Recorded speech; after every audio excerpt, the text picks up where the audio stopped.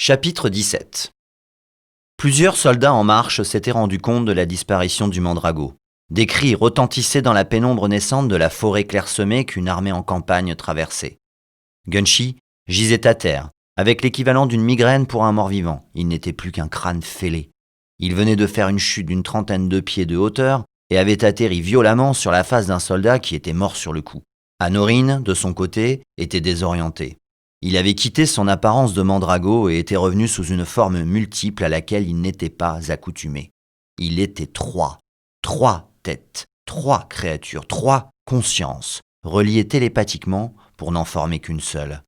Et il n'arrivait pas à se coordonner, à se penser un même individu réparti entre 3 corps. Annorin était revenu sous la forme d'une triplette de taupes des magmas. Les 3 créatures qui le composaient ne mesuraient chacune que 4 coudées de long.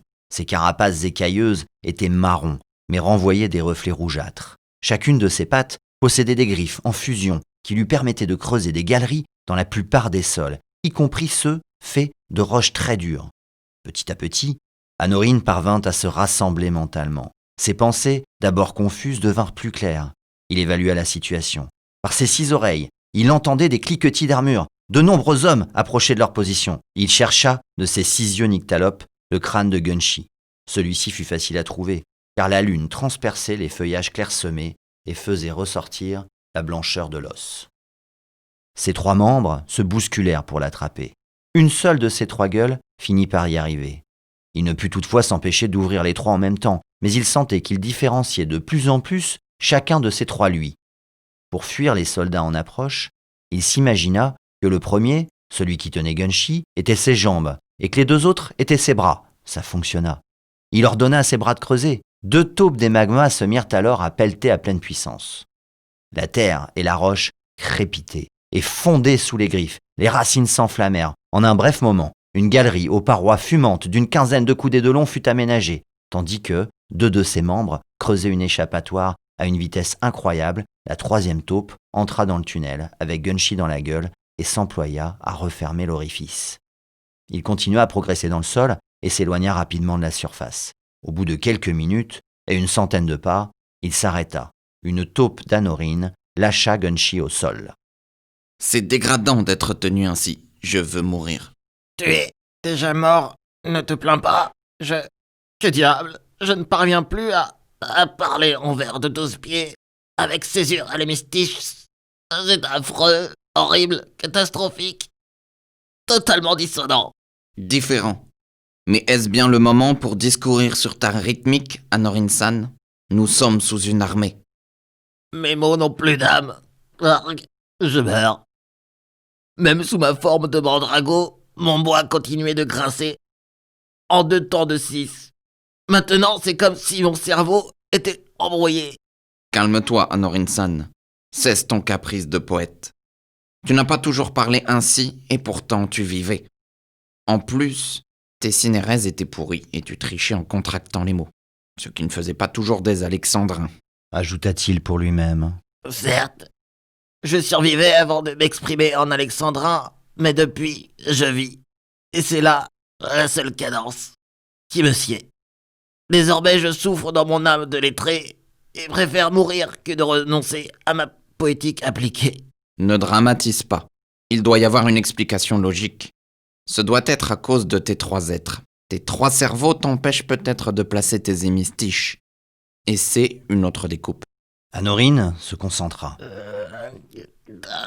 Je peux me faire un trimètre à la rigueur, en attendant qu'une revenance lave mon honneur. Tu exagères, Annorin-san. Je disais donc que tu me recouvrais de bave en me tenant ainsi, et que je trouve ça désagréable.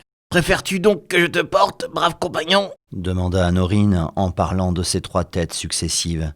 Il montra ses griffes en fusion. Ah, je comprends mieux. Comment peut-on se gratter l'intérieur de l'oreille avec des engins pareils, Annorin-san ? On doit pouvoir, une fois pas plus, puis rendre l'âme. Il rit de ses 3 gueules. C'est très bizarre de te suivre lorsque tu parles avec 3 créatures. Tu ne peux pas t'exprimer avec une seule ? Quand tu ris, tu y parviens. Être pluriel est pour tout dire très singulier. Honnêtement, je ne sais trop comment on fait. Bon, On est censé se retrouver au lieu de rendez-vous si on s'en sort vivant. Sais-tu au moins dans quel sens s'orienter, Anorin-san? Sous terre, je n'ai aucun repère. Il va être difficile de trouver notre chemin. Rien de plus simple. Laisse-les par là, assurément. Sans réfléchir, je le ressens instinctivement. Je me sens fait comme un pigeon en migration, toujours capable de retrouver sa direction. Dans ce cas, continuons à creuser et à nous éloigner le plus possible de l'armée. Ça m'ennuierait qu'on remonte et qu'on tombe au beau milieu d'un régiment ou pire, d'un champ de bataille. Par contre, ne va pas trop profond. Si jamais tu sens que tu reviens autrement, il serait sage de le faire à l'air libre. Si tu apparais sous la forme d'un géant sous terre, on risque d'être dans une sacrée merde. Alors creusons et distançons nos ennemis. Mieux qu'en surface, le sous-sol offre meilleur abri. D'accord. Mais si tu tombes sur une strate magico-mancique, tu l'évites surtout. C'est dangereux ces machins-là, et je ne veux pas voir de trucs dégoûtants que tu ferais avec toi-même. Je connais ta sexualité débridée. Les 3 taupes regardèrent leurs propres entrejambes. Je suis blessé par ta remarque, et chacun de moi est du même sexe que les 2 autres, quoi qu'il en soit. Raison de plus. Au fait, pourquoi chacune de tes taupes a une flamèche sur le museau? C'est pour s'éclairer? Je ne pense pas, car cela gêne un peu pour voir. Mais elles me rendent plus langoureux, même dans le noir. Gunshi s'abstint de remarquer que ces flamèches, dans la mesure où elles faisaient loucher ses 3 têtes, lui donnaient l'air 3 fois plus con que la moyenne. 2 des taupes se remirent à creuser tandis que la 3e attrapa à nouveau Gunshi dans sa gueule. Oublié de couper. Peut-être impacté, je pense pas, j'ai coupé honnêtement, mais si vous voulez vous faire pour doute. On refait. Vous avez pas compris, ils n'avaient pas coupé le chauffage. Si, j'ai compris. N'importe quoi. Deuxième ou je compte? Non. Tiens, ça tourne toujours. Tandis que la 3e attrapa à nouveau Gunshi dans sa gueule.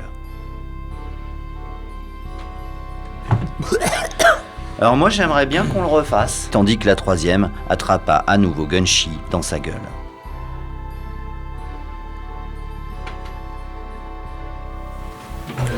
C'est bon.